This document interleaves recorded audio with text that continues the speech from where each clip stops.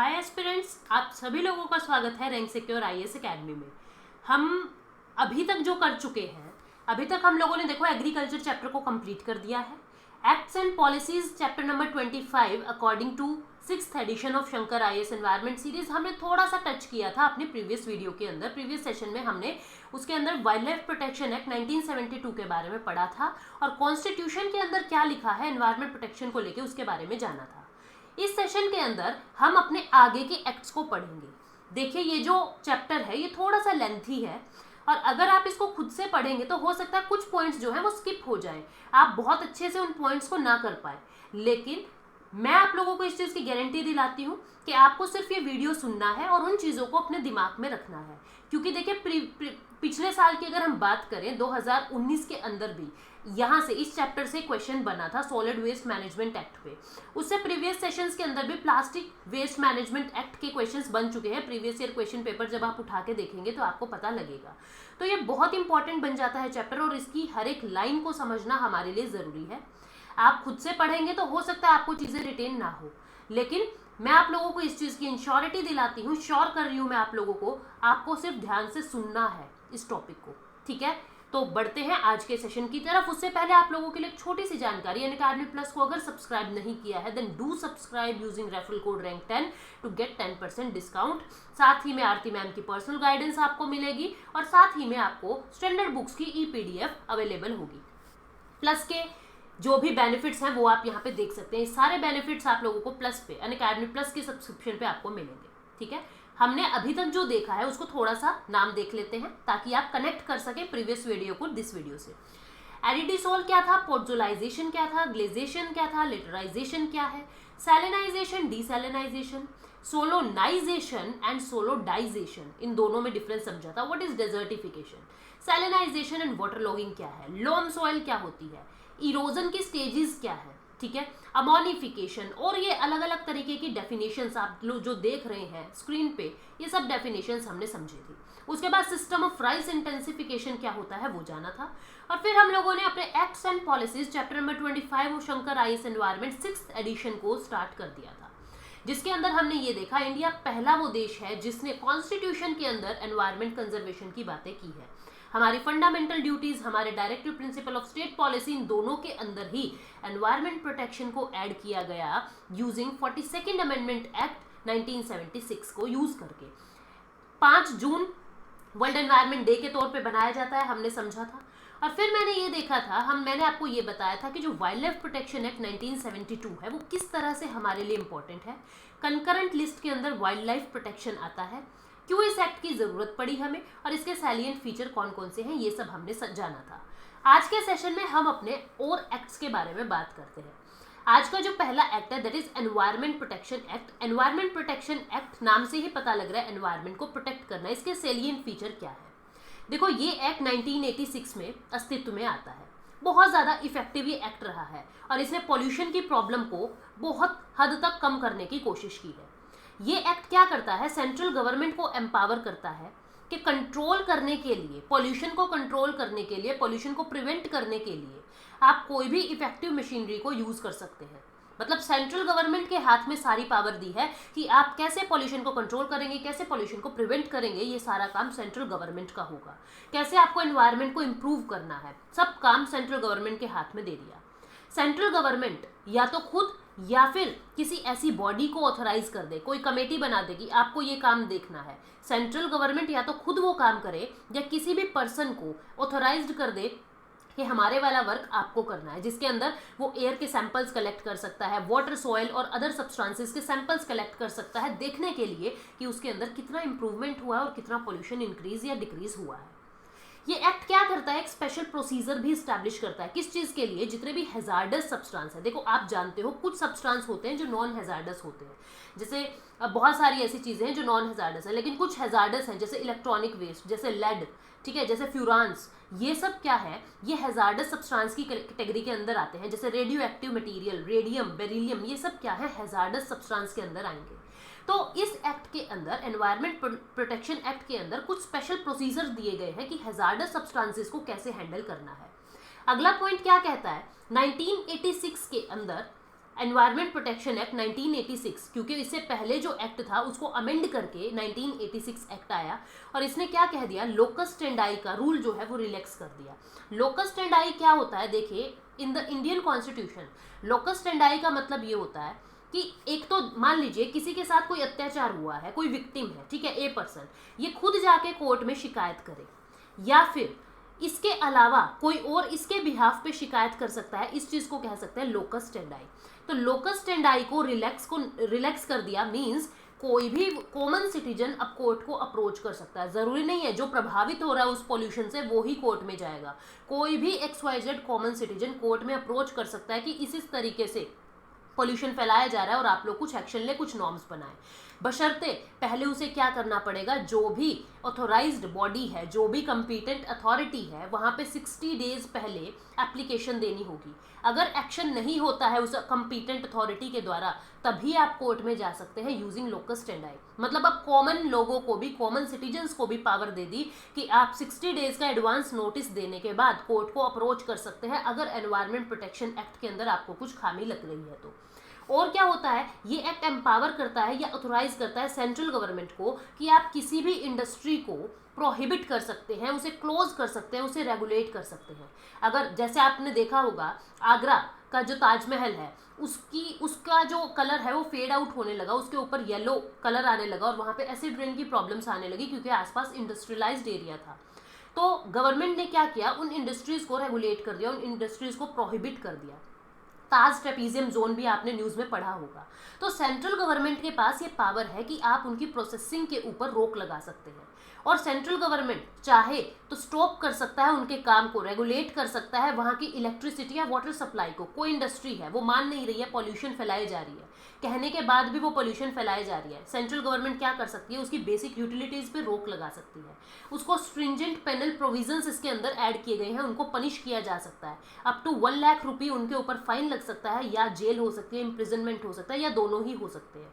और जो भी एक्शन सेंट्रल गवर्नमेंट इसमें लेगी, सिविल कोर्ट्स के अंदर उसकी कोई सुनवाई नहीं होगी। मींस इंडिपेंडेंस दी है सेंट्रल गवर्नमेंट को इस चीज को लेके कि सेंट्रल गवर्नमेंट जो भी एक्शन ले रही है उनके ऊपर प्रोविजंस लगा रही है, स्ट्रिंजेंट एक्शंस ले रही है, फाइन लग रहा है या जेल हो रही है, तो सिविल कोर्ट के अंदर उसके ऊपर कोई भी प्रोसीडिंग्स नहीं होगी, ठीक है। और सुपरमेसी ऑफ प्रोविजन का चीज इसके अंदर मेंशन की है इस एक्ट के अंदर कि सेंट्रल गवर्नमेंट जो भी कानून बनाएगी, मान लीजिए कोई भी एक चीज है, कोई भी पोल्यूशन के रिगार्डिंग स्टेट गवर्नमेंट ने कोई रूल बनाया हुआ है, अब इसी पोल्यूशन के रिगार्डिंग अगर सेंट्रल गवर्नमेंट अपना रूल बना दे, अपना कोई लॉ बना दे, तो सेंट्रल गवर्नमेंट वाले का लॉ, जो सेंट्रल गवर्नमेंट लॉ है वो सुप्रीम होगा।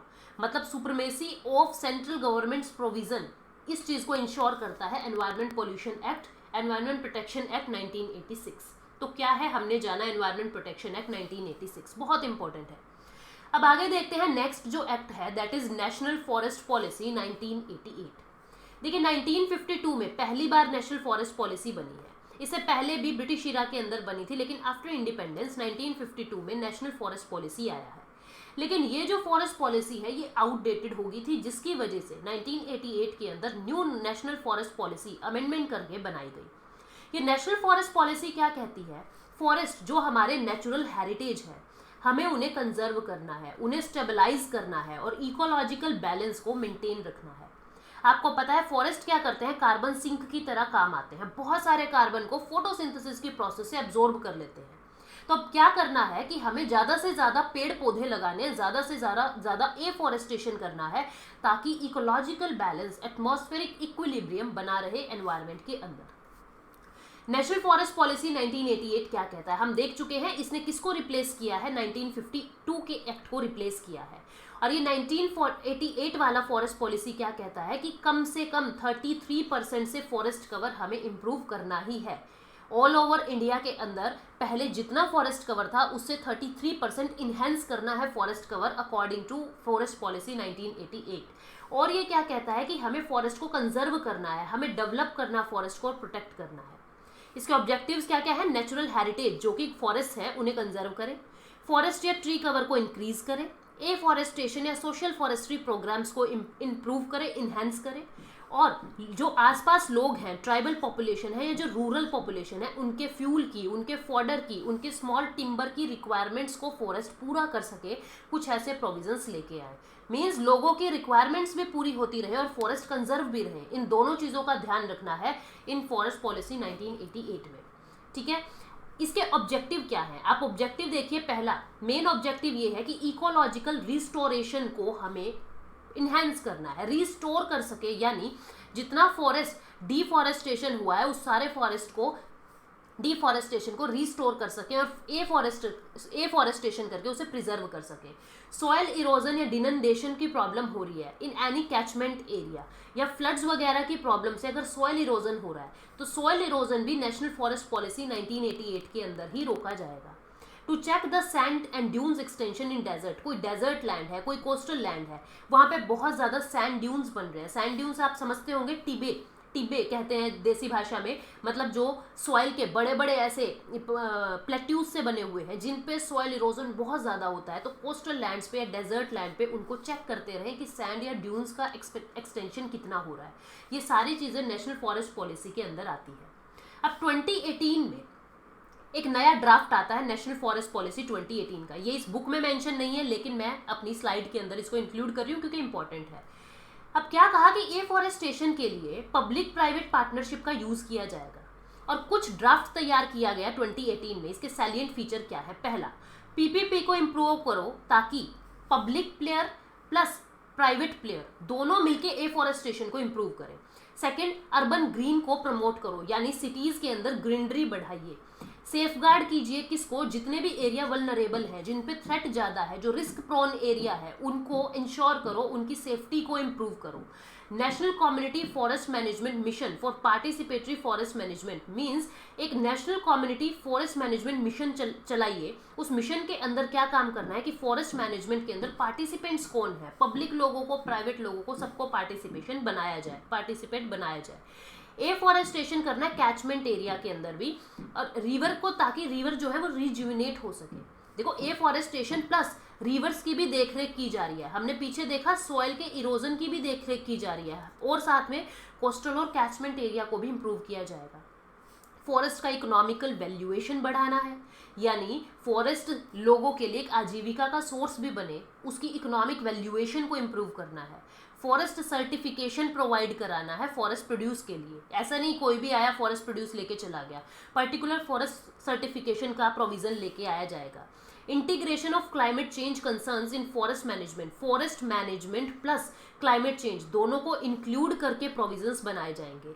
Promote agro forestry and manage north eastern forest. ये कुछ प्रोविजंस हैं, सैलिएंट फीचर है ड्राफ्ट नेशनल फॉरेस्ट पॉलिसी 2018 का। मेन चीज़ है कि पीपीपी का यूज़ करके, पब्लिक प्राइवेट पार्टिसिपेशन का यूज़ करके एफॉरेस्टेशन किया जाएगा। नेक्स्ट चीज़ है, नेक्स्ट जो एक्ट है that is biological diversity act 2002। आपको नाम से पता लग रहा है, बायोलॉजिकल यानी लिविंग थिंग्स जितनी भी है उनकी डाइवर्सिटी को प्रोटेक्ट करना है। इसके सैलिएंट फीचर क्या है? जितने भी बायोलॉजिकल रिसोर्सेज हैं कंट्री में उनको रेगुलेट करना ताकि उनका ओवर यूज ना हो और वो खराब ना हो। सस्टेन रखना है, उन्हें कंजर्व करना है बायोलॉजिकल डाइवर्सिटी को। किसी स्पीसीज को ख़त्म नहीं करना, आपको किसी प्लांट को नुकसान नहीं पहुंचाना है। रिस्पेक्ट कीजिए नॉलेज को, जितनी भी लोकल कम्युनिटी है उनको पर्टिकुलर उस बायोलॉजिकल डाइवर्सिटी के बारे में पर्टिकुलर नॉलेज रहती है, उस नॉलेज को प्रोटेक्ट करेंगे, उनको रिस्पेक्ट करेंगे, और साथ में इंटेलेक्चुअल प्रॉपर्टी राइट्स के अंदर भी इनको इंक्लूड किया जाएगा। Secure sharing of benefits, means जितने भी बेनिफिट्स मिलते हैं फॉरेस्ट से या बायोलॉजिकल डाइवर्सिटी से उनको आपस में शेयर किया जाए लोकल पीपल के साथ। ऐसा नहीं है कि लोकल पीपल ने कुछ जांचा कुछ खोजा और क्या किया जा रहा है, आप लोग क्या कर दें कि बेनिफिट्स को शेयर कर दें, बेनिफिट्स को शेयर ना करें। ठीक है, तो लोकल पीपल के साथ जितने भी बेनिफिट्स हैं फॉरेस्ट के उनको शेयर किया जाए। Conservation and development of areas of importance from the stand point of biological diversity, means biological diversity को कंजर्व करना है, प्रोटेक्ट करना है, रिहैबिलिटेट करना है जितनी भी थ्रेटेंड स्पीसीज है उनको। इन्वॉल्वमेंट किया जाए इंस्टीट्यूशन का, स्टेट गवर्नमेंट के इंस्टीट्यूट को इन्वॉल्व किया जाए कि कैसे बेटर बायोलॉजिकल डाइवर्सिटी एक्ट बनाया जा सकता है। आपको सीधा सा क्या समझना है? पहली चीज, जितने भी बेनिफिट्स मिलेंगे उन्हें शेयर किया जाए लोकल कम्युनिटी के साथ। बायोलॉजिकल डाइवर्सिटी को कंजर्व किया जाए, सस्टेन्ड रहे बायोलॉजिकल डाइवर्सिटी, इस चीज़ का ध्यान दिया जाए।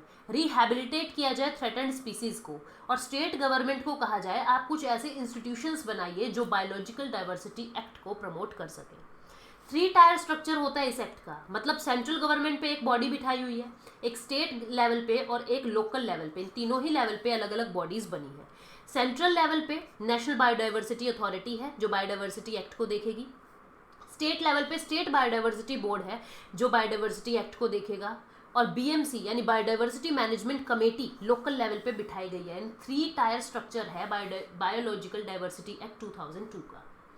नेक्स्ट जो एक्ट है that is scheduled tribe and other traditional forest dwellers recognition of forest right act 2006। देखो फॉरेस्ट राइट एक्ट बहुत ज़्यादा इंपॉर्टेंट है। बहुत सारी ऐसी जनता है, बहुत सारी ऐसी पॉपुलेशन है इंडिया के अंदर जो बरसों से किसी फॉरेस्ट लैंड पे रह रहे हैं, उनके राइट्स हैं वहाँ पे, उनके पुरखों की ज़मीन है वहाँ पे, उनका वहाँ से लाइवलीहुड चलता है, वो वहाँ से फ्यूल एंड फोडर को कलेक्ट करके अपना बिजनेस चला रहे हैं। बहुत सारी ट्राइब्स ऐसे फॉरेस्ट एरिया के अंदर रह रहे हैं, और एकदम से ही उन फॉरेस्ट को प्रोटेक्ट करने के लिए हम उन ट्राइब्स को वहाँ से निकाल दें, उनकी लाइवलीहुड का ध्यान ना रखते हुए, उनके रहने का ध्यान ना रखते हुए, तो ये गलत है। तो उन लोगों के राइट्स को प्रोटेक्ट करने के लिए ये एक्ट बना, scheduled tribe and other traditional forest dweller forest right act 2006। किस चीज़ के लिए? ताकि उनके राइट्स को, ट्राइबल कम्युनिटी के राइट्स को लीगल रिकॉग्निशन मिल सके। क्या करना है इसके अंदर? जितने भी उनका लाइवलीहुड है उसे कंजर्व किया जाए। 100 million poorest of the poor, जो ट्राइब्स हैं पुअरेस्ट ऑफ द पुअर, उनके लाइवलीहुड को सिक्योर किया जाएगा इस एक्ट के अकॉर्डिंग। ठीक है, इस एक्ट के अंदर और क्या क्या है? First time forest right act को रिकॉग्नाइज कर रहे हैं, सिक्योर कर रहे हैं। इसके अंदर किन किन चीज़ों का ध्यान दिया जाएगा? Community right as well as individual rights का ध्यान दिया जाएगा। उनके जो कम्युनिटी फॉरेस्ट रिसोर्स है, जो भी फॉरेस्ट रिसोर्स हैं, उनको प्रोटेक्ट करने का अधिकार मिलेंगे, उन्हें रीजनरेट करने का अधिकार मिलेगा, और उनको कंजर्व करने का अधिकार मिलेगा। ठीक है, जो कम्युनिटी ट्रेडिशनली उन्हें प्रोटेक्ट कर रही है, फॉरेस्ट को कंजर्व कर रही है, वो ही कम्युनिटी उनको प्रोटेक्ट या सस्टेन रखती रहेगी। उनकी नॉलेज को इंटेलेक्चुअल प्रॉपर्टी के अंदर बांधा जाएगा, ताकि जितने भी ट्राइबल लोग हैं उनकी ट्रेडिशनल नॉलेज को मिसयूज ना किया जा सके, उन्हें आईपीआर रिजीम के अंदर डाल दिया जाएगा। Rights to displaced community and right over developmental activity. Displaced community, जिन कम्युनिटीज़ को डिस्प्लेस कर दिया गया है फॉरेस्ट को, उनको भी राइट्स दिए जाएंगे, और जो डेवलपमेंटल एक्टिविटीज़ हैं वहाँ पे उनको भी राइट्स दिए जाएंगे। तो इस एक्ट से community rights, individual rights, forest resource sustained भी रहेंगे, जो नॉलेज है, ट्रेडिशनल नॉलेज है वहाँ की कम्युनिटी की, उनको आईपीआर के अंदर बांधा गया है, और डिस्प्लेस्ड कम्युनिटी को राइट्स दिए गए हैं। इसके सैलिएंट फीचर क्या है? पूरा जो भी इस एक्ट को इम्प्लीमेंट करेगी, उसकी नोडल एजेंसी कौन है? Ministry of tribal affair. ये इम्प्लीमेंट करेगी पूरे एक्ट को। ठीक है, ट्राइबल और other traditional forest dwelling community के लिए ये एक्ट एप्लीकेबल होगा। इसके अंदर देखो क्या कहा है, कोई भी वो जाति, कोई भी वो लोग जो एटलीस्ट 3 जनरेशन प्रायर टू 2005 से पहले, जिनकी कम से कम 3 जनरेशन उस एरिया के अंदर रह रही है, मतलब लगातार 25 साल तक जिनकी जनरेशन उस एरिया के अंदर रह रही है, उन्हें ही राइट्स मिलेंगे। ऐसा नहीं है कोई 1 साल पहले वहाँ पे आया था और वहाँ पे अधिकार जमाने लग जाए। 2005 से पहले जिनकी 3 जनरेशन वहाँ पे रहती थी, उस जंगल में रह रही थी, उस फॉरेस्ट लैंड पे रह रही थी, उन्हें ही अधिकार मिलेंगे। और अधिक से अधिक मैक्सिमम 4 हेक्टेयर लैंड को वो रिकॉग्नाइज कर सकते हैं एज अ राइट, कि 4 हेक्टेयर लैंड पे ही वो अपनी अथॉरिटी जमा सकते हैं, इससे फालतू नहीं। यूं नहीं कि 100 हेक्टेयर लैंड हमारा है, मैक्सिमम 4 हेक्टेयर लैंड उनको मिलेगा।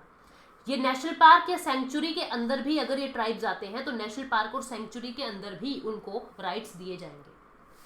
माइनर फॉरेस्ट प्रोड्यूस को भी ये एक्ट डिफाइन करता है। माइनर फॉरेस्ट प्रोड्यूस देखो क्या होते हैं, नॉन टिम्बर फॉरेस्ट प्रोड्यूस को माइनर फॉरेस्ट प्रोड्यूस कहते हैं, जिसके अंदर बैम्बू आ गया, जिसके अंदर ब्रश वुड आ गए, केन है, टसर है, कोकून है, हनी, वैक्स, ये सब क्या है? माइनर फॉरेस्ट प्रोड्यूस है। इस टर्म को भी डिफाइन किया है इस एक्ट में। तो प्री के अंदर क्वेश्चन बन सकता है कि minor forest produce is defined under which act. तो हमें पता है कि ये जो ट्राइबल एरिया वाला जो एक्ट है, FRA एक्ट 2006, उसके अंदर माइनर फॉरेस्ट प्रोड्यूस को डिफाइन किया गया है। ठीक है, अब ये एक्ट और किन बातों को कहता है कि गवर्नमेंट अगर फॉरेस्ट लैंड का डाइवर्सिफिकेशन कर दे, ये फॉरेस्ट लैंड थी। अगर गवर्नमेंट ऐसे डाइवर्सिफाई कर दे कि इतना लैंड पे स्कूल बनाएंगे, इतने लैंड पे इंडस्ट्री बनेगी, इतने लैंड पे हॉस्पिटल बनेगा, तो कैसे और किन परिस्थितियों के अंदर गवर्नमेंट डाइवर्सिफाई कर सकती है, उसके बारे में भी इस एक्ट के अंदर सारे प्रोविजंस मेंशन है। उसके बाद क्या है, ये राइट क्या कहता है कि ये हेरिटेबल नहीं है। हेरिटेबल का मतलब ये ट्रांसफरेबल नहीं है, सॉरी हेरिटेबल तो है, ट्रांसफरेबल नहीं है। क्या मतलब हुआ, मान लीजिए मुझे ए पर्सन को फॉरेस्ट 4 हेक्टेयर लैंड उसके राइट के अंदर दे दी कि आपकी अथॉरिटी रहेगी इस पे। अब ये नहीं है कि ए पर्सन इसको बी को बेच दे या ट्रांसफर कर दे, ये हेरिटेबल रहेगी। ए के मरने के बाद इसके जो प्रोजनी है, इसके जो ऑफस्प्रिंग्स हैं, वो इसको ले सकते हैं, इसकी नेक्स्ट जनरेशन इसको ले सकती है, लेकिन ऐसा नहीं है अपने जीते जी किसी को ट्रांसफर कर सकता है उस जमीन को। ठीक है, पहली चीज। दूसरी चीज क्या कहा है कि ये जो लैंड होगी जिस पे अधिकार दिया जाएगा, ये स्पाउस के नाम, मतलब अगर कोई मैरिड है तो पति पत्नी दोनों के नाम ही ये रजिस्टर्ड होगा। अगर कोई अनमैरिड है या सिंगल हेडेड है तो सिंगल के नाम पे ही इसे रजिस्टर करेंगे, और इसकी मृत्यु के बाद उसके बच्चों को वो चीज ट्रांसफर हो जाएगी। यानी हेरिटेबल है ये, ट्रांसफरेबल नहीं होगी ये जमीन। ठीक है, ये वाला पहरे के अंदर ये कह रहे हैं, the act provides that no member of forest dwelling scheduled tribe and other traditional forest dweller, किसी भी शेड्यूल्ड ट्राइब को, किसी भी ड्वेलर को बिना किसी परमिशन के वहां से एविक्ट या रिमूव नहीं किया जा सकता। और ग्राम सभा इसकी कंपीटेंट अथॉरिटी होगी। ग्राम सभा बताएगी कि कौन कितने टाइम से यहाँ पे रह रहा था, किसको अधिकार मिलना चाहिए, किसको अधिकार नहीं मिलना चाहिए। सेंट्रल गवर्नमेंट को क्या पता कौन कितने कहाँ पे कितने दिन से रह रहा है, तो ग्राम सभा इन सब चीज़ों का डॉक्यूमेंटेशन करेगा कि ये इतने टाइम से रह रहे हैं, इनको इतना अधिकार मिलना चाहिए। तो ये हमने सारा इस ट्राइबल राइट्स के बारे में समझा। नेक्स्ट एक्ट क्या है, green highways plantation, transplantation, beautification and maintenance policy 2015। नाम से ही पता लग रहा है हाईवेज को प्लांटेशन करना है, हाईवेज पे उनकी मेंटेनेंस रखनी है ताकि ब्यूटीफाई हो सके हमारे हाईवेज। 40,000 किलोमीटर से ज़्यादा एडिशनल रोड पे अगले कुछ सालों में ग्रीन हाईवेज दिखेंगे, मतलब हाईवे के दोनों तरफ आपको ट्रीज दिखेंगे। इससे क्या होगा, आपको पता है ट्री बहुत बड़े कार्बन सिंक के रूप में काम आते हैं और कार्बन डाइऑक्साइड को एब्जॉर्ब कर लेते हैं। ये इको फ्रेंडली स्टेप होगा। पार्टिसिपेशन किनका रहेगा, कम्युनिटी का, फार्मर्स का, एनजीओज का, प्राइवेट सेक्टर का, इंस्टीट्यूट्स का और गवर्नमेंट एजेंसी। ये सब लोग मिलके हाईवेज को प्लांटेशन करेंगे। जो भी हाईवे का टोटल कॉस्ट होगा, मान लीजिए हाईवे बनाना है 100 करोड़ लगेगा, इस 100 करोड़ का 1% अलग से रिजर्व कर दिया जाएगा ग्रीन हाईवेज की प्लांटेशन के लिए, और एक्स्ट्रा 1000 करोड़ रुपए प्रोवाइड कराए जाएंगे ताकि ग्रीनरी फैल सके हाईवेज पे। ठीक है, और इन हाईवेज को फिर चेक किया जाएगा कि कहाँ कहाँ पे हो चुका है, कहाँ कहाँ पे प्लांटेशन नहीं हुआ है, किसकी मदद से। इसरो का जो भुवन सिस्टम है और जो गगन सैटेलाइट सिस्टम है, इन दो का यूज करके जीपीएस के सिस्टम के थ्रू, यानी भुवन और गगन सैटेलाइट सिस्टम के थ्रू देखा जाएगा किन हाईवेज पे प्लांटेशन हो चुका है। आइलैंड प्रोटेक्शन जोन नोटिफिकेशन 2011 क्या है, देखिए इसके पहले आप बुक में देखेंगे कोस्टल रेगुलेशन जोन के बारे में दिया हुआ है। मैं उसको स्किप कर रही हूँ क्योंकि उस पर मैं एक अलग वीडियो बनाऊंगी, वो बहुत इंपॉर्टेंट है और रिसेंट में कुछ अमेंडमेंट्स हुई थी। तो कोस्टल रेगुलेशन जोन थोड़ा सा बड़ा है और उसको हम एक अलग वीडियो के अंदर, जो इसके बाद आएगी, उसके अंदर हम कंप्राइज कर लेंगे। ठीक है, तो इसलिए मैं यहाँ पे उसे छोड़ रही हूँ। आइलैंड प्रोटेक्शन जोन नोटिफिकेशन 2011 क्या है, जिस समय कोस्टल रेगुलेशन जोन 2011 आता है, साथ ही में आइलैंड प्रोटेक्शन जोन भी आता है। हमें पता है अंडमान और निकोबार दो ऐसे एरिया हैं जिसमें 500 से ज़्यादा आइलैंड हैं और लक्षद्वीप के अंदर 30 आइलैंड्स हैं। इन छोटे से एरिया के अंदर जो बहुत ही कम ज्योग्राफिकल एरिया को मेंटेन करते हैं, इंडिया की सबसे ज़्यादा डाइवर्सिटी इन आइलैंड्स के ऊपर रहती है। अगर इन आइलैंड्स को प्रोटेक्ट नहीं किया तो बहुत सारा बायोलॉजिकल बायोडाइवर्सिटी का लॉस हो जाएगा। लक्षद्वीप एक कोरल आइलैंड है, ये याद रखना, लक्षद्वीप एक कोरल आइलैंड है। ऑब्जेक्टिव क्या है, वहाँ पे जितनी भी फिशिंग कम्युनिटी है उनके लाइवलीहुड को सिक्योर करना, जितने भी वहाँ पे ट्राइब्स या और लोकल कम्युनिटी रह रहे हैं कोस्टल एरिया पे, उनकी लाइवलीहुड को सिक्योर करना, कोस्टल स्ट्रेचेस को प्रोटेक्ट करना और कंजर्व करना, कोस्टल लैंड को प्रोटेक्ट करना या कंजर्व करना, डेवलप करना सस्टेनेबल मैनर में साइंटिफिक प्रिंसिपल्स का यूज करके, यानी साइंटिफिक प्रिंसिपल्स का यूज करके आइलैंड्स को प्रोटेक्ट करना है, प्रोटेक्ट करके कंजर्व करना है, कंजर्व करके जो प्रोटेक्शन आपने की है उसे सस्टेन्ड भी रखना है। साइंटिफिक प्रिंसिपल्स का हम यूज करेंगे। आइलैंड प्रोटेक्शन जोन क्या है ये हमने जाना। अब देखिए आगे क्या है, इस पे क्वेश्चन बना था पिछले साल। Solid waste management rule 2016। अब देखो इंडिया के अंदर बहुत सारा सॉलिड वेस्ट जनरेशन होता है, प्लास्टिक के रूप में, कांच के रूप में, ठीक है, रबड़ के रूप में, पॉलीस्टाइरीन के रूप में, अलग अलग रूप में solid waste management, solid waste जो है वो निकलता है। इंडस्ट्रीज से, डोमेस्टिक जगह से, हॉस्पिटल से, अलग अलग जगह से सॉलिड वेस्ट निकलता है। उसको मैनेज कैसे करना है, ये रूल्स बनाए हैं 2016 में, ठीक है। तो ऐसा माना जाता है कि 75 to 80% म्यूनिसिपल वेस्ट जो है वो कलेक्ट होता है और उसमें से केवल 22 से 28% ही ट्रीट किया जाता है, बाकी सब यूं ही डंप कर दिया जाता है। टोटल वेस्ट का केवल 22 से 28% सॉलिड वेस्ट ऐसा है जिसे ट्रीट किया जाता है, जिसे को प्रोसेसिंग की जाती है। वेस्ट जनरेशन जो है वो इंक्रीज होता जा रहा है, 62 मिलियन टन से 165 मिलियन टन हो जाएगा 2030 में, ऐसा अंदाजा लगाया जा रहा है। तो सॉलिड वेस्ट मैनेजमेंट क्या कहता है कि हमें साइंटिफिक तरीके से सॉलिड वेस्ट को सेग्रीगेट करना, अलग करना है, यानी बायोडिग्रेडेबल वाला अलग कर दो, नॉन बायोडिग्रेडेबल वाला अलग कर दो, उसे कलेक्ट कीजिए और फिर उसका ट्रीट करके उसे डिस्पोज किया जाए, ताकि इको फ्रेंडली प्रोसेसेस के अंदर सॉलिड वेस्ट मैनेजमेंट हो सके, ठीक है। अब आगे क्या है, किसको क्या रिस्पॉन्सिबिलिटी दी है? लोकल अथॉरिटीज को रिस्पॉन्सिबल बनाया है कि आपके ऊपर रिस्पॉन्सिबिलिटी है कि जितना भी इंफ्रास्ट्रक्चर से सॉलिड वेस्ट निकलेगा उसको आप कलेक्ट करेंगे, उसे स्टोर करेंगे, उसे सेग्रीगेट यानी अलग अलग करेंगे और उसे ट्रांसपोर्ट करेंगे और उसे फिर डिस्पोज करेंगे। रूल्स जो है एप्लीकेबल होंगे। अभी तक देखो क्या था, जो ऑन साइट मतलब जो पर्टिकुलर साइट्स है जहां से निकल रहा था, जो लोकल अथॉरिटीज हैं उन्हें ही रिस्पॉन्सिबल बनाया हुआ था। लेकिन अब क्या किया है, जो सॉलिड वेस्ट मैनेजमेंट है म्यूनिसिपल एरिया के अंदर भी मैनेज करो, या सेंसस टाउन्स हैं, इंडस्ट्रियल टाउनशिप है, रेलवेज है, एयरपोर्ट है, एयरबेस, पोर्ट्स, इनके ऊपर भी हमें सॉलिड वेस्ट मैनेजमेंट का ध्यान रखना है। मतलब जो एरिया है वो एक्सपैंड कर दिया है। Integration of waste pickers and rag pickers, जो रैग पिकर्स होते हैं जो कूड़ा कचरा उठाते हैं, वो जो कबाड़ी वाला आप कह देते हैं, in the formal system state government अपनी तरफ से रैग पिकर्स को एम्प्लॉय करे ताकि वो लोग सारे कूड़े करकट को उठा के उसे सेग्रीगेट करें, कलेक्ट करें और फिर उसका डिस्पोज करने के लिए अथॉरिटी को हैंड ओवर कर दें। स्टेट गवर्नमेंट की रिस्पॉन्सिबिलिटी है। कोई भी पर्सन को ये परमिशन नहीं दी जा रही कि आप कूड़े को फेंक दें, जला दें या बरी कर दें, सॉलिड वेस्ट जनरेट कर दें किसी भी स्ट्रीट में, किसी भी ओपन पब्लिक स्पेस में, आपके ऊपर किसी भी वाटर बॉडीज के अंदर। ऐसा नहीं है नदी में जाके डंप कर दिया या लेक में जाके डंप कर दिया या किसी गली के अंदर खुदाई करके उसके अंदर दबा दिया, ऐसा नहीं हो सकता। किसी पार्क में दबा दिया, नहीं। ओपन पब्लिक स्पेसेस के अंदर भी आप इन्हें बरी नहीं कर सकते। तो पर्सन्स को ऐसी परमिशन नहीं दी गई है। जनरेटर क्या करेगा, यूजर फी देगा किसको, जो भी कलेक्ट करने आएंगे, जो भी रैग पिकर्स होंगे, जो भी कलेक्ट करने वाली अथॉरिटी है, वो उसको फीस कहाँ से मिलेगी, जिसने जनरेट किया है कूड़ा कचरा, जिसने ये सॉलिड वेस्ट जनरेट किया है, वो इसको रैग पिकर्स को फी देगा। टाइम फ्रेम, किसको कितना कब प्रोटेक्ट करना है। देखो solid waste processing facility by all local bodies, जितनी भी लोकल बॉडीज है, जितनी जहाँ पे भी पॉपुलेशन 10 लाख से ज़्यादा की है, विद इन 2 ईयर, 2 साल के अंदर अंदर, देखो 2016 में ये रूल्स बने हैं, यानी 2018 तक सॉलिड वेस्ट प्रोसेसिंग फैसिलिटीज 2 साल के अंदर अंदर ऐसे एरियाज के अंदर जहाँ 10 लाख से ज़्यादा की पॉपुलेशन, 1 लाख से ज़्यादा की पॉपुलेशन है, वहाँ पे सॉलिड वेस्ट प्रोसेसिंग फैसिलिटीज हो जानी चाहिए। ऐसे सेंसस टाउन जहाँ पे 1 लाख से कम पॉपुलेशन है, 1 लाख से कम पॉपुलेशन है, वहाँ पे 3 साल के अंदर अंदर सॉलिड वेस्ट प्रोसेसिंग यूनिटी लग जानी चाहिए। ये कुछ टाइम फ्रेम सेट किया है इस एक्ट के अंदर।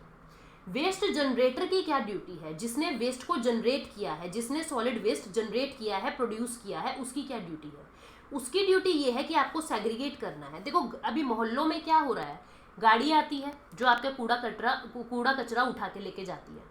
अब उसके अंदर आपने सुना होगा वो कहते हैं कि 2 तरीके के, एक ग्रीन डस्टबिन लगाएं, एक ब्लू डस्टबिन लगाएं, जिसके अंदर एक ग्रीन के अंदर बायोडिग्रेडेबल वेस्ट आएगा, ब्लू के अंदर नॉन बायोडिग्रेडेबल वेस्ट डालना चाहिए, प्लास्टिक वगैरह डालना चाहिए। तो इससे क्या हो रहा है, जिसने वेस्ट जनरेट किया है, वेस्ट किसने जनरेट किया है, हम ही उसको सेग्रीगेट कर दें ब्लू बॉक्स में और ग्रीन बॉक्स में। वेस्ट जनरेटर की ड्यूटी है कि आप सेग्रीगेट करें, स्टोर करें वेस्ट को और फिर उसको बायोडिग्रेडेबल और नॉन बायोडिग्रेडेबल हैजार्डस को अलग कर दें, यानी अलग अलग कर दें और फिर उसको हैंड ओवर कर दें सेग्रीगेटेड वेस्ट अथॉरिटी को। जो इवेंट ऑर्गेनाइजर है, कहीं पे बड़ा सा फंक्शन होना है, कहीं पे पार्टी होनी है जहाँ पे 100 लोगों से ज़्यादा जुड़ रहे हैं, कम से कम 3 दिन पहले ये नोटिस भेजा जाए कि हमारे यहाँ पे ऐसा ऐसा ऑर्गेनाइज कर रहे हैं, हम ऐसा इवेंट होगा, ताकि वहाँ से जितना भी वेस्ट होगा उसको आसानी से सेग्रीगेट कर सके और उसको अलग अलग बांट सके और उसको हैंड ओवर कर सके वेस्ट कलेक्टर तक। ठीक है, जितने भी रेजिडेंट या वेलफेयर मार्केट एसोसिएशन है, जितने भी कम्युनिटी है जिनका एरिया 5000 स्क्वायर किलोमीटर से ज़्यादा है, या कोई होटल है, कोई रेस्टोरेंट्स है, इनको क्या कहा है कि आप नोटिफिकेशन आने के 1 साल के अंदर अंदर लोकल अथॉरिटीज़ को अपनी पूरी मैनेजमेंट का प्लान बताइए कि हम ऐसे मैनेज करेंगे अपने सॉलिड वेस्ट को, ऐसे रिसाइकिल करेंगे, ऐसे सेपरेट कर रहे हैं। मतलब पूरा मैनेजमेंट प्लान अथॉरिटी के पास बताना पड़ेगा। जितने भी ऐसे होटल रेस्टोरेंट हैं जिनका एरिया 5000 स्क्वायर मीटर से ज़्यादा है, special economic zone, industrial estate, industrial park, जितने भी ऐसे पर्टिकुलर एक्सपोर्ट जोन्स हैं, उनको कहा है कि आप अपने टोटल एरिया के अंदर कम से कम 5% एरिया ऐसा अलग कर दीजिए जहाँ पे आप रिसाइकलिंग या डिस्पोजल की फैसिलिटी देंगे। ये पूरा बड़ा जगह है, इसके अंदर कम से कम इतना सा कोना ज़रूर छोड़ दें जहाँ पे आप रिसाइकलिंग की फैसिलिटी देंगे, यानी सॉलिड वेस्ट को मैनेज करेंगे। ठीक है, मिनिस्ट्री ऑफ अर्बन डेवलपमेंट की सॉलिड वेस्ट मैनेजमेंट में क्या ड्यूटी है? बहुत सारी मिनिस्ट्रीज इसके अंदर मिलेंगी। मिनिस्ट्री ऑफ एग्रीकल्चर है, मिनिस्ट्री ऑफ रीन्यूएबल एनर्जी है, मिनिस्ट्री ऑफ रूरल डेवलपमेंट है। सबकी क्या क्या रिस्पॉन्सिबिलिटी है ये देखते हैं। देखो, मिनिस्ट्री ऑफ अर्बन डेवलपमेंट की क्या ड्यूटी है, क्या उसका काम है कि आप पॉलिसी को फॉर्मुलेट करो, स्ट्रैटेजी बनाओ कैसे सॉलिड वेस्ट मैनेज करना है, रिव्यू कीजिए जितने भी मेजर्स लिए जा रहे हैं, ट्रेनिंग या कैपेसिटी बिल्डिंग कीजिए लोकल बॉडी की कि आपको ऐसे काम करना है, उनको ट्रेंड किया जाए, टेक्निकल गाइडलाइंस या प्रोजेक्ट बनाया जाए कैसे सॉलिड वेस्ट को मैनेज करना है। ये सारा काम मिनिस्ट्री ऑफ अर्बन डेवलपमेंट का है। मिनिस्ट्री ऑफ एग्रीकल्चर का क्या काम है? वो फर्टिलाइजर्स को और कंपोस्ट की रेशो फिक्स कर दे कि इतना फर्टिलाइजर यूज होगा, इतना कंपोस्ट यूज होगा, इतनी फर्टिलाइजर सेल होनी चाहिए, इतना कंपोस्टिंग सेल होना चाहिए। और particular ministry of agriculture test करेगा कि फर्टिलाइजर की क्वालिटी कैसी है, क्योंकि वहीं से ही सॉलिड वेस्ट मैनेजमेंट फिर निकलेगा। मिनिस्ट्री ऑफ एग्रीकल्चर की क्या ड्यूटी है फर्टिलाइजर को लेके, अर्बन डेवलपमेंट की क्या ड्यूटी है वो हमने देख ली। मिनिस्ट्री ऑफ पावर की क्या ड्यूटी है? वो वेस्ट टू एनर्जी प्लांट्स को प्रमोट करे, वेस्ट से एनर्जी बनाने वाले प्लांट्स को ज़्यादा बनाए, ज़्यादा प्रमोट करे। ये मिनिस्ट्री ऑफ पावर की ड्यूटी है। Ministry of new and renewable energy की क्या ड्यूटी है? जो वेस्ट टू एनर्जी प्लांट है वहाँ से उनको इंसेंटिव्स दिए जाए, उनको सब्सिडी दी जाए, ताकि ज़्यादा से ज़्यादा वो लोग प्रमोट हों, उनको उनके अंदर मोटिवेशन आए कि हमको वेस्ट से एनर्जी बनानी है क्योंकि हमें इंसेंटिव्स मिल रहे हैं। ऐसा कोई भी वेस्ट जिसकी कैलोरीफिक वैल्यू 1500 किलो कैलोरी पर केजी से ज़्यादा है, उसकी लैंड फिलिंग नहीं करेंगे, उससे एनर्जी बनाई जाएगी क्योंकि इसकी कैलोरीफिक वैल्यू ज़्यादा है। ऐसा वेस्ट जिसकी कैलोरीफिक वैल्यू 1500 किलो कैलोरी पर केजी से ज़्यादा है, उसको आप दाब नहीं सकते, उसको दबा नहीं सकते, धरती के नीचे ज़मीन में बरी नहीं कर सकते। आपको वेस्ट टू एनर्जी बनाना होगा ऐसी हाई कैलोरीफिक वैल्यू वाले वेस्ट से। ये हमने देखा सॉलिड वेस्ट को कैसे मैनेज किया जाएगा। अब हम देख रहे हैं हैजार्डस वेस्ट के मैनेजमेंट का क्या रूल है। हैजार्डस वेस्ट क्या हो सकते हैं? कोई भी ऐसे वेस्ट जो physically, chemically, biologic, reactive, toxic हो, एक्सप्लोजिव हो, कोरोजिव हो, किसी भी तरीके से एनवायरनमेंट को डेंजर पहुंचा सकते हैं, एनवायरनमेंट के लिए नुकसानदायक है। सोर्सेज क्या है हैजार्डस वेस्ट के? मैन्युफैक्चरिंग इंडस्ट्री से ये सोर्स आ सकता है, ये इंडस्ट्रियल, डोमेस्टिक, कमर्शियल चीज़ों से ये वेस्ट निकल सकते हैं। एग्रीकल्चर या एग्रो इंडस्ट्रीज से ये वेस्ट प्रोड्यूस हो सकते हैं, माइंस से ये वेस्ट प्रोड्यूस हो सकते हैं, सॉलिड वेस्ट डिस्पोजल साइट्स से भी ये हैजार्डस वेस्ट का सोर्स हो सकता है। किस किस कैटेगरी के अंदर डिफाइन किए हैं? एक्सप्लोजिव अलग कैटेगरी बना दी, गैसेस अलग कैटेगरी बना दी, फ्लेमेबल लिक्विड अलग कैटेगरी बना दी। ये जितनी भी कैटेगरीज आप देख रहे हैं ये सब कैटेगरीज सॉलिड हैजार्डस वेस्ट की है। ठीक है, अलग अलग कैटेगरी के अंदर उनको कैटेगराइज किया जाता है। सैलिएंट फीचर क्या है? ना केवल ये कैटेगरी बल्कि बहुत सारा ऐसा अलग से वेस्ट जो हैजार्डस है उसे भी इसके अंदर इंक्लूड कर दिया गया। एक हिरार्की बना दी गई कि आपको हैजार्डस वेस्ट को हिरार्की के अंदर मैनेज करना है। कैसे? सबसे पहले तो उनका यूज़ करना ही प्रिवेंट कर दो, उनका यूज़ कम कर दो, मिनिमाइज कर दो। फिर अगर आप यूज़ कर भी रहे हैं तो उसे जो बच गया है उसे फिर से रीयूज़ किया जाए, रिसाइकिल किया जाए। अब जो भी हैजार्डस सब्सटेंस आए हैं उन्हें रिकवर किया जाए, उनको को प्रोसेसिंग की जाए। को प्रोसेसिंग मतलब उन हैजार्डस वेस्ट से एनर्जी बनाई जाए और उसके बाद उसका सेफ डिस्पोजल कर दिया जाए। इस तरीके से पूरी हिरार्की में काम करेंगे। पहले तो प्रिवेंट करेंगे, मिनिमाइज करेंगे उनके यूज़ को। अगर यूज़ कर रहे हैं तो बार बार रीयूज़ करते रहेंगे और एक्स्ट्रा हैजार्ड ना उत्पन्न हो सके उन्हें ही रीयूज़ करते रहेंगे, रिसाइकिल करते रहेंगे, रिकवर करते रहेंगे। फिर उनके को प्रोसेसिंग यूनिट लगाएंगे और लास्ट में डिस्पोज कर देंगे। ये हिरार्की के अंदर काम चलेगा हैजार्डस वेस्ट मैनेजमेंट का। ठीक है, जितने भी नॉर्म्स हैं उनको रिवाइज करते रहेंगे कि इंपोर्ट अब इन चीज़ों का हो सकता है, इनका नहीं हो सकता, ऐसे एक्सपोर्ट हो सकते हैं, ऐसे हैजार्डस मटेरियल इंपोर्ट हो सकते हैं, ऐसे प्रोहिबिटेड है, इंपोर्ट नहीं होंगे। इन नॉर्म्स को, इन रेगुलेशंस को रिवाइज करते रहेंगे टाइम टू टाइम पे। कैसा जो वेस्ट है वो कैसा इम्पैक्ट डाल रहा है, इसके बेसिस पे अलग अलग नॉर्म्स बनाए जाएंगे कि कैसा वेस्ट है, उसका कैसा इम्पैक्ट है। ऐसा नहीं है सभी के लिए एक नॉर्म बन गया। वेस्ट टाइप को देख के उसके लिए अलग अलग प्रोसेसिंग इंडस्ट्री होगी, उसके लिए अलग अलग नॉर्म्स बनाए जाएंगे। प्रोसीजर क्या कहा है कि हर किसी वेस्ट के लिए अलग अलग अप्रूवल नहीं लेना, आपको सिंगल विंडो क्लियरेंस का प्रोविजन मिल रहा है। एक ही जगह पे सारे हैजार्डस वेस्ट को डिस्पोजल फैसिलिटी आपको मिल जाएगी।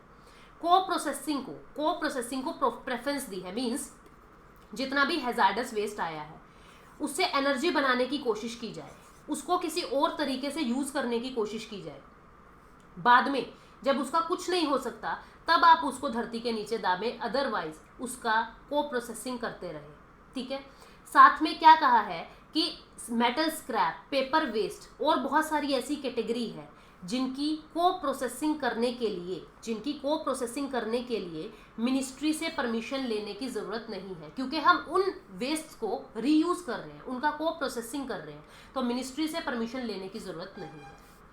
ऐसी स्टेट गवर्नमेंट की क्या रिस्पॉन्सिबिलिटी है हैजार्डस वेस्ट के लिए? शेड बनाए जाए, इंडस्ट्रियल स्पेस बनाया जाए ताकि वहाँ पे हैजार्डस वेस्ट को रिसाइकल हो सके।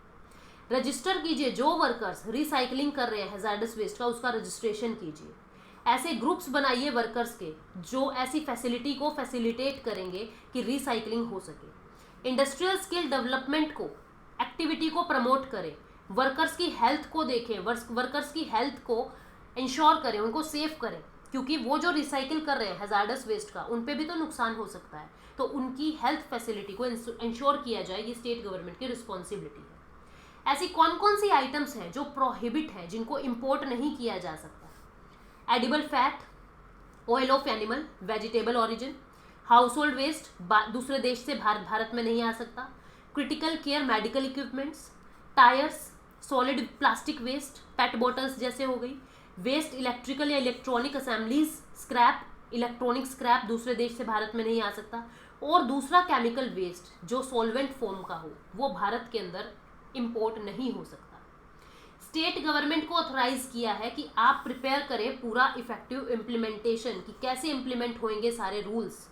ठीक है, और एनुअल रिपोर्ट सबमिट कराई जाए ministry of environment, forest and climate change के पास। जो स्टेट गवर्नमेंट है वो एनुअल रिपोर्ट सबमिट कराएगी ministry of environment, forest and climate change के पास कि कैसे हम सारे रूल्स रेगुलेशन को इम्प्लीमेंट कर रहे हैं।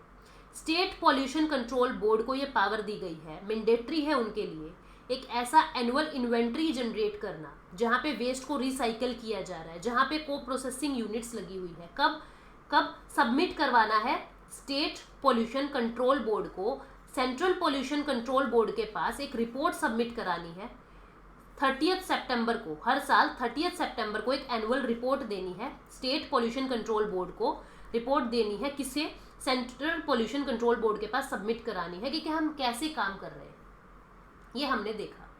अब कुछ और लॉज हैं। Construction and demolition waste management rules 2016 क्या है, इनको हम अपने नेक्स्ट सेशन के अंदर खत्म करते हैं। ठीक है, इस चैप्टर के 3 पार्ट्स बनेंगे। एक पार्ट जिसके अंदर मैंने आपको वाइल्ड लाइफ प्रोटेक्शन एक्ट बताया है, दूसरा पार्ट जो अभी हमने देखा है, और एक लास्ट थर्ड पार्ट जिसके अंदर ये पूरा चैप्टर फिनिश हो जाएगा। बहुत इंपॉर्टेंट चैप्टर है, आप सिर्फ ध्यान से सुनते रहेंगे, आपको वो चीज़ें याद रहेंगी। प्रीवियस ईयर्स के अंदर भी यहाँ से क्वेश्चन उठे हैं। ठीक है, तो इसे रिवाइज करते चलिए, बुक के साथ रीड करते चलिए। Thank you guys, take care, bye bye.